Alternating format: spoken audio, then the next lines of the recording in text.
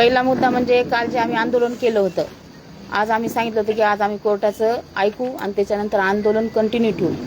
तर आम्ही आज आंदोलन कंटिन्यू ठेवणार होतो बीडमध्ये, पण आज जमावबंदी टाकल्यामुळं आज आम्ही तिथं आंदोलन केलं नाही. तरी पण कालच्या ज्या आंदोलनामुळं जे अण्णांचे जे काही प्रेमापोटी जे काही समर्थक लोक आहेत ते आपापल्या ठिकाणी आपापल्या परीनं त्यांचे आंदोलन आज त्यांनी चालू केलेले.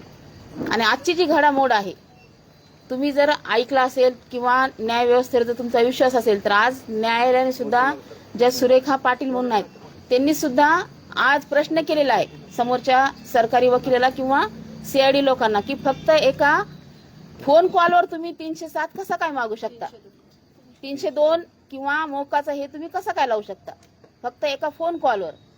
आणि काल जो प्रकार झाला, परवाच्या दिवशी जो स्टंटचा प्रकार झाला, मी काल ओरडून सांगितलं होतं की शेवटी न्याय व्यवस्था कुठेतरी कुणाच्या तरी हातामध्ये कुणाला तरी बळी पडलेली आहे हे आज प्रकर्षानं जाणवलं. फक्त एका स्टंटमुळं, लोकांच्या मागणीमुळं, चुकीच्या मागणीमुळं जर आज तुम्ही माझ्या माणसाला अडकवलं, ते बरोबर अडकवलेलंच आहे. ठीक आहे, तुम्ही अडकवले ना, तुम्ही अडकवाच, पण शेवटी आम्ही हे न्याय व्यवस्थेच्या हेनच चालणार आहेत. कितीही तुम्ही अडकवण्याचा प्रयत्न केला तरी सत्य काय शेवटी लपून राहणार नाहीये, ते समोर येणारच आहे. तुम्ही तुमचा खेळ केलेला आहे, तुम्ही तुमचे कारस्थान करून जे अडकवण्याचा प्रकार केलाय तो केलेलाच आहे. ठीक आहे, अडकवलाय तर अडकवा तुम्ही. जे काही सबूत असतील, जे काही न्याय व्यवस्था असेल, तो मला न्याय दिल्याशिवाय राहणार नाही आणि माझा माणूस हा बाहेर आल्याशिवाय राहणार नाही, एवढंच मला सांगायचंय.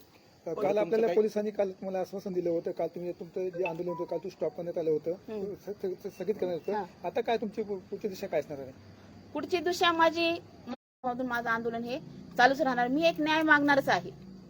आता उदाहरण द्यायचं झालं तर आज जरांगे पाटलांना न्याय मागितला कुणी, संतोष देशमुखाच्या फॅमिलीने. संतोष देशमुख सारख्या व्यक्तीसोबत जे काही कुकर्म झालं त्याला न्याय द्यायला आज जरांगे पाटील तिथे जातात. मग मला न्याय कोण देणार आहे?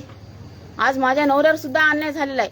मी सुद्धा एका समाजाची घटक आहे, मी सुद्धा एक माय बहीण आहे, मी सुद्धा एक महिला आहे. तर आज महिला म्हणून मी माझ्या नवऱ्यासाठी न्याय मागते. मला न्याय कोण देणार आहे? ह्याच्यामध्ये जे काही कट कारस्थान केलं जाते, जे काही तुमचे डावपेच टाकले जात आहेत, जे काही गोष्टी तुम्ही पुढे आणून त्यांना अडकवण्याचा प्रयत्न करतायत, ते प्रयत्न करून तुम्ही पूर्ण माझ्या नवऱ्याला वेठीस धरून त्यांना डांबून टाकलेले. ह्याचा न्याय मी मागायचा कुणाकडे? मी आज जरांगेकडेच न्याय मागते माझा, की तुम्ही जसा आज मराठा समाज म्हणून तिथं जाऊन न्याय मागतात, तर मी सुद्धा आज मराठा समाजाचीच व्यक्ती आहे. आज मी सुद्धा आज मराठा म्हणून पूर्ण महाराष्ट्रातल्या माझ्या मराठा बांधवांना आणि माझ्या वंजारी समाजाच्या माझ्या दुसऱ्या बांधवांना सुद्धा आवाहन करते की मला सुद्धा न्याय पाहिजे. आज माया बहिणीवर जर अन्याय होत असेल, त्यांच्या कुटुंबावर अन्याय होत असेल, तर तिला पूर्ण अधिकार आहे तो न्याय मागण्याचा, आणि तो न्याय मी आज मागत आहे. तो न्याय तुम्ही कसा देणार आहेत हे मला तुम्ही सांगावं. जातीवाद करून फक्त तुम्ही मराठा समाजाचे एकटेच आहेत का? संतोष भाऊ एकटेच मराठा समाज, मी सुद्धा मराठा समाज, मला सुद्धा न्याय मागण्याचा अधिकार आहे ना. मग तो न्याय तुम्ही कसा देणार आहेत हे तुम्हीच मला सांगावं. जे काही चाललंय हे बंद करा. तुम्ही स्टेप बाय स्टेप तुम्ही मीडिया ट्रायल करून स्टेप बाय स्टेप माझ्या नवऱ्याच्या एक गोष्टी बाहेर काढल्या. मी सुद्धा तुम्हाला स्टेप बाय स्टेप सांगत जाईल. ज्यांनी माझ्या नवऱ्याच्या गोष्टी बाहेर काढल्या त्यांचे सुद्धा काय काय प्रकरण आहेत ते सुद्धा मी तुम्हाला स्टेप बाय स्टेपच तुम्हाला आणून दाखवणार आज मीडियाच्या समोर.